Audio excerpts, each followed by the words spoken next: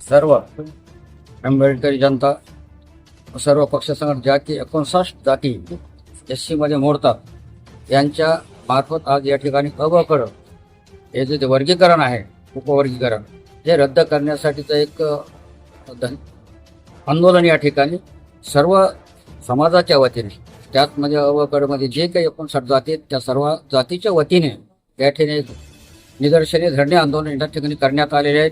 आणि जोपर्यंत त्याचा बदल समितीचा अहवाल रद्द होत नाही तोपर्यंत नवीन जी आता 2011ची जी जनगणना आहे ती रद्द करून जोपर्यंत 2027 मध्ये जनगणना जी होत नाही आणि ती झाल्याशिवाय अहवाल कुठल्याही प्रकारचा म्हणजे पुढे जाऊ नये आणि अबकड हे त्वरित रद्द करावं या मागणीसाठी आम्ही आज या ठिकाणी धरणे आंदोलन केलेलं आहे. आणि जर याचा त्वरित जर महाशासनाने जर लक्ष घातले नाही तर भविष्यामध्ये मोठं आंदोलन छेडण्याची देखील या ठिकाणी शक्यता नाकारता येत नाही.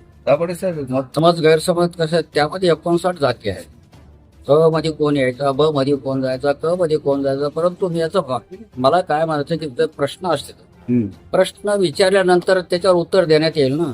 आणि तुम्ही आम्हाला त्या अहवालात जर सार्वजनिक केलं नाही तर आम्ही कशाच सूचना मांडायच्या, जनतेनं कशा सूचना मांडायच्या. आणि या सगळ्याच गोष्टी काही सर्व खेड्यापाड्या आता ग्रामीण भागामध्ये सर्वच काही समाज सुशिक्षित नाही, त्यांना कशा पद्धतीने सूचना मांडायच्या, कशा हरकती मांडायच्या आणि कुठल्या विषयावर हरकती मांडायच्या हे आम्हाला कळायला मार्ग नाही ना. तो मार्ग जर असा जोपर्यंत तुम्ही सार्वजनिक करत नाहीत बंदर समितीचा अहवाल तोपर्यंत आम्हाला सूचना आणि हरकती मांडता कशा आहे त्याला.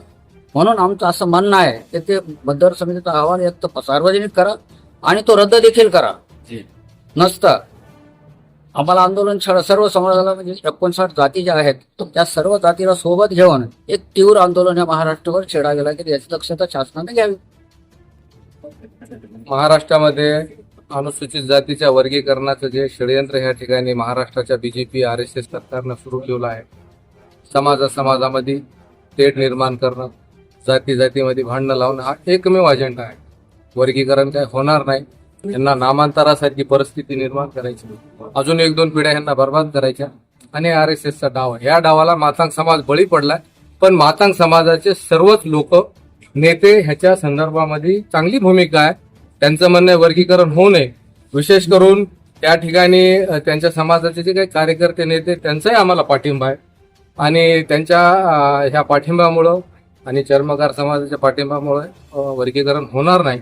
आणि वर्गीकरण होऊ नये म्हणून आम्ही सर्व या ठिकाणी संविधानिक प्रेमी जनता, कार्यकर्ते, नेते एकत्र येऊन माननीय जिल्हाधिकारी साहेबांना आता आम्ही निवेदन दिलेलं आहे. भाजप सरकारचा जे डाव आहे